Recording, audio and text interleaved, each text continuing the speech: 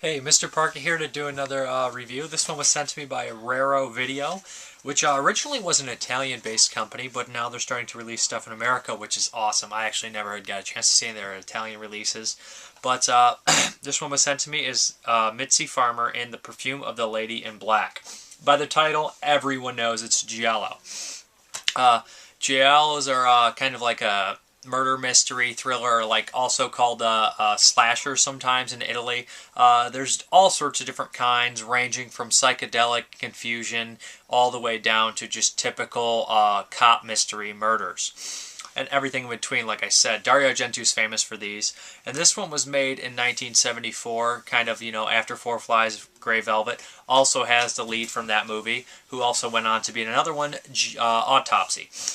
This film basically follows a woman, a lady. She's I don't remember what her position is. I think she works medically on something. I cannot think. But anyways, a chemist. And basically, strange things start happening.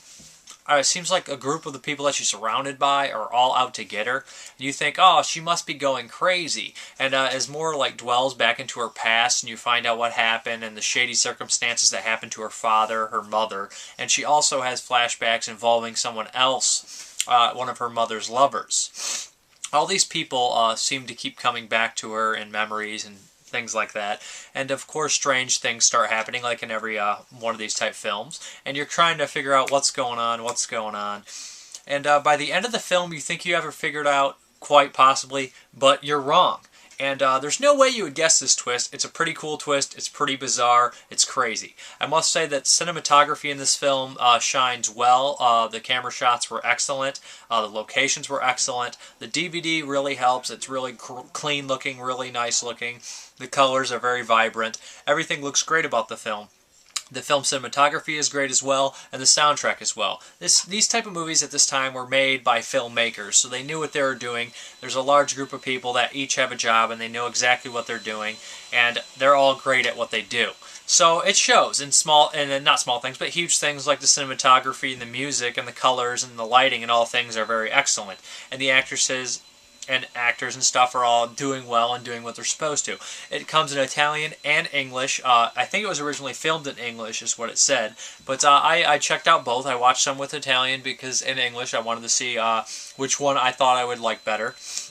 I watched most of the film in Italian with the subtitles because I figured sometimes when it's a really serious film from Italy, some of the dubbing or the redubbing or whatever they do can be kind of distracted from it. I will watch my Cheese Fest like Zombie dubbed, but some of the giallis I will watch, with subtitles. Anyways, the film doesn't have any real murders in it until about an hour in, and then it starts picking up. It's more like a suspense thriller, trying to figure out what happened and dwelling into her past, and then boom, all of a sudden, murders start taking place. And I must say, the ending has quite a very gory, nasty scene that comes out of left field and is very cool. This is kind of one of the better giallos I've seen for sure, and one of the more memorable ones. A lot of them fade into the same movie sometimes for me.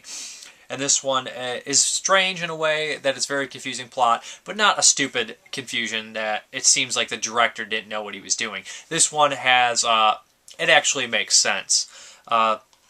She gets so crazy at points, her actually inner child comes out and she starts talking to her child, again going back to the past, and also What happened? I grabbed hold of the racket and something stuck me.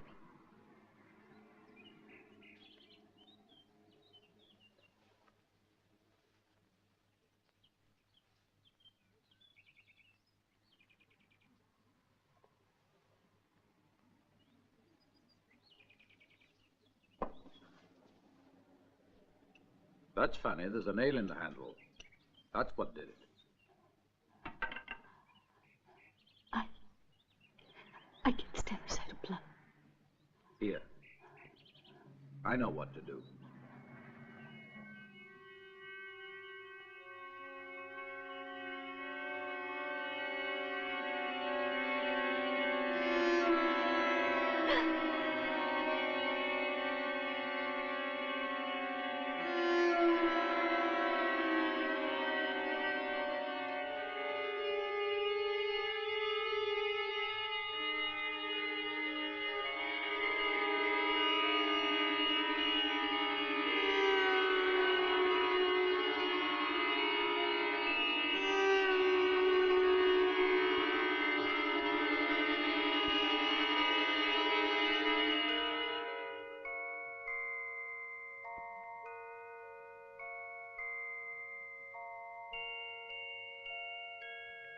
Sylvia's hurt herself. Sylvia's hurt herself. Sylvia's hurt herself.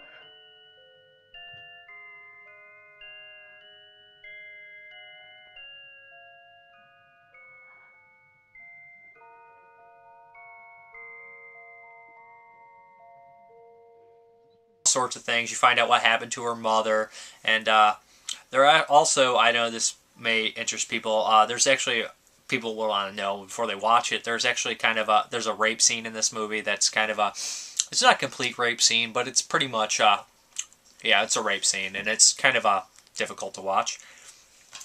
But anyways, I would recommend this one for sure, especially fans of Italian cinema, and especially giallo fans or gialli fans or however you say it. But it was a pretty good movie. I thought it was really cool. There's a scene in there that I particularly liked where it kind of does the thing where everything seems fine, but something's off. And then it cuts to and you see, oh, that's what's wrong. And I really like that scene, kind of like in Blue Velvet where you see the layers come down and you see the finger under the grass. It was a lot like that. And the scene involves a finger, a severed finger at that.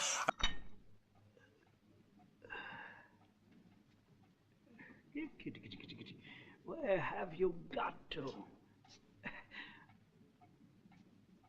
I know it's late, but I haven't forgotten about you.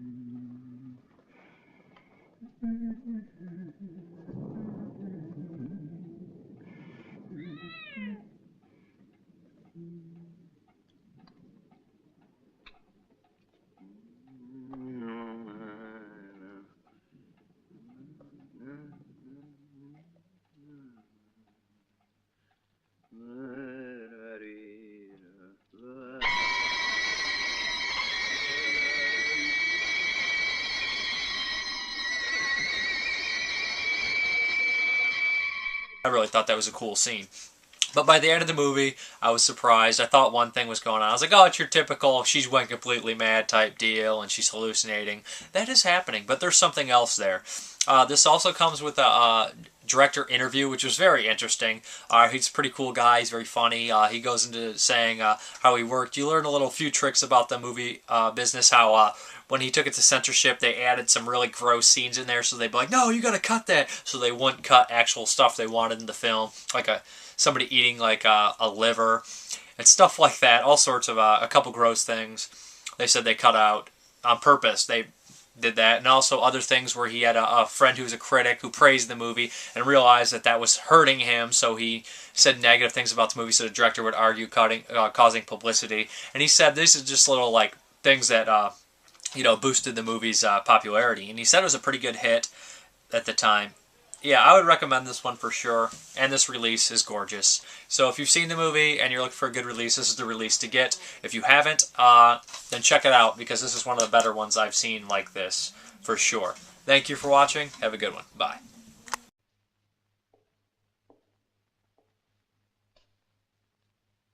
Everything is ready. Shall we proceed?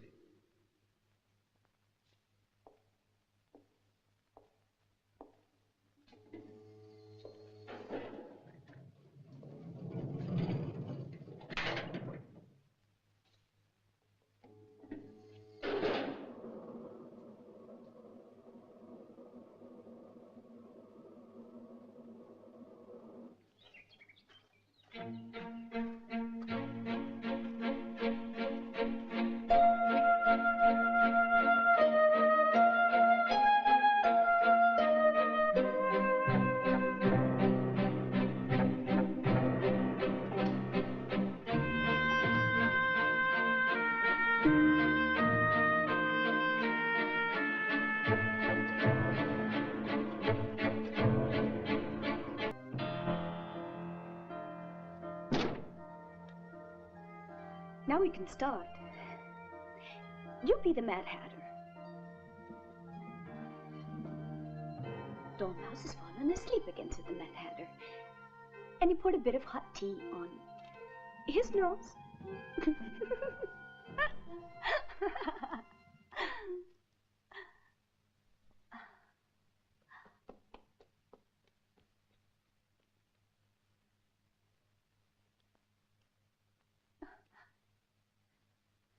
Sylvia?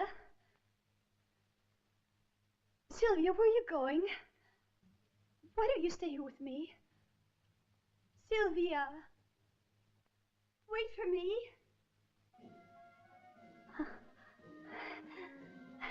Do you hear the music? I'm going to go see the band. You all want to come too?